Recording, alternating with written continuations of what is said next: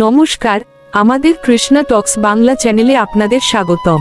আজকের ভাবনা, আমাদের কেন দুঃখ কষ্ট ভোগ করতে হয়। ভগবান শ্রীকৃষ্ণ গীতায় বলেন, দুঃখালম অশাশ্বতম, অর্থাৎ এই জগৎ হলো দুঃখের আলয় এবং অনিত্য। শ্রীমদ্ভগবদ্গীতা ৮ম অধ্যায় 15 নং শ্লোক অনুসারে আমরা মনে করি দুঃখ হলো জীবনের একটি ব্যতিক্রম, কিন্তু গীতা অনুসারে এই জড় জগৎটাই হলো দুঃখের আলয়। এখানে জন্ম, মৃত্যু, জরা, বার্ধক্য এবং ব্যাধি, রোগ রূপী দুঃখ সর্বদা বিদ্যমান। এই জগৎ স্থায়ী নয়, তাই জাগতিক সুখের আশা না করে ভগবানকে ভজনা করলেই দুঃখ দূর হয়।